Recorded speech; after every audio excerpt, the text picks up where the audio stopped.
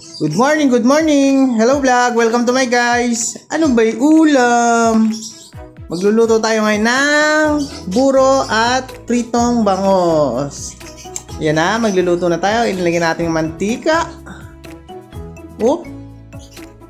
Isinunod na natin ang ating bawang.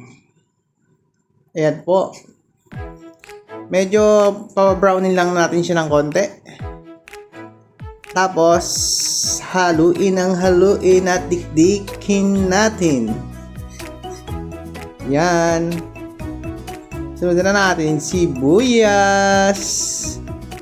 Pagkasunod ng sibuyas ay ating haluin parang hinalo-halo.